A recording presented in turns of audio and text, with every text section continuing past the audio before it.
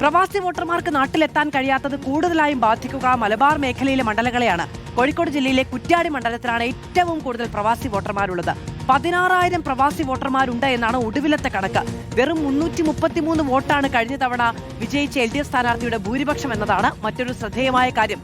കനത്ത പോരാട്ടം നടക്കുന്ന നാദാപുരം, തിരൂർ, കണ്ണൂർ, വടകര മണ്ഡലങ്ങളിലും പ്രവാസി വോട്ടുകൾ നിർണായകമാണ്.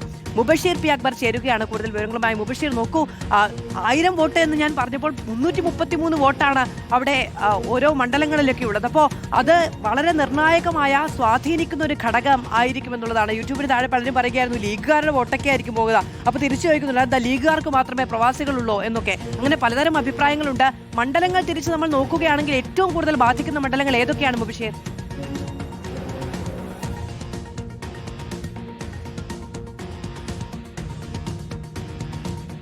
കോഴിക്കോട്, കണ്ണൂർ, മലപ്പുറം ജില്ലകളിലെ വിവിധ മണ്ഡലങ്ങൾ തന്നെയാണ് പ്രവാസികൾ നാട്ടിലെത്താതിരുന്നാൽ അത് തെരഞ്ഞെടുപ്പിനെ ബാധിക്കുക എന്നുള്ളതാണ്. മുസ്ലിം ലീഗിനെ മാത്രമല്ല, അത് രണ്ട് മുന്നണികളെയും കാര്യമായി തന്നെ ബാധിക്കുമെന്നുള്ളതാണ്. മുസ്ലിം ലീഗിന്റെ KMCC ഉൾപ്പെടെയുള്ള സംഘടനകൾ പ്രവാസ മേഖലയിൽ സജീവമായിട്ട് പ്രവർത്തിക്കുന്നതാണ്.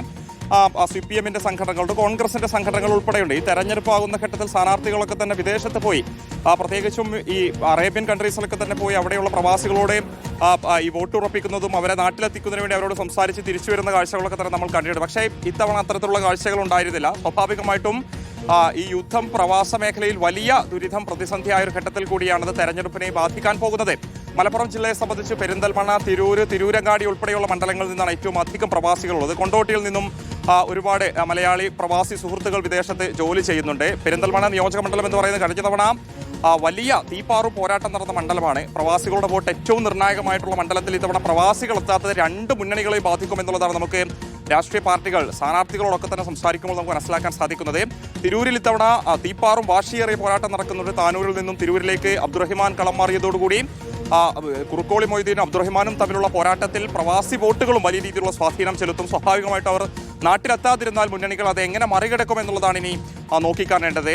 കോഴിക്കോട് ജില്ലയിൽ നാദാപുരവും കുറ്റ്യാടിയൊക്കെ തന്നെ കഴിഞ്ഞ തവണ പ്രവാസി വോട്ടുകൾ നിർണായകമായി മാറിയതാണ്. കുറ്റ്യാടി പാറക്കൽ അബ്ദുള്ള ചെറിയ വോട്ടിലായിരുന്നു കഴിഞ്ഞ തവണ പരാജയപ്പെട്ടിരുന്നത്. ഇത്തവണ പ്രവാസി സുഹൃത്തുക്കളായിട്ടുള്ള മുസ്ലിം ലീഗിന്റെ അനുയായികൾ, പ്രവർത്തകർ ഉൾപ്പെടെ നാട്ടിലേക്ക് എത്തിയാൽ അത് വലിയ വിജയമാകുമെന്നൊരു പ്രതീക്ഷ അവരെ സംബന്ധിച്ചുണ്ടായിരുന്നു. നാദാപുരത്ത്, തിരൂരൊക്കെ, എന്തിന് കണ്ണൂർ മണ്ഡലത്തിൽ പോലും വലിയ തോതിലുള്ള പ്രവാസി വോട്ടുണ്ട്. ഇതൊക്കെ എങ്ങനെയായിരിക്കും തെരഞ്ഞെടുപ്പ് ഫലത്തെ സ്വാധീനിക്കുക എന്നുള്ളതാണ്.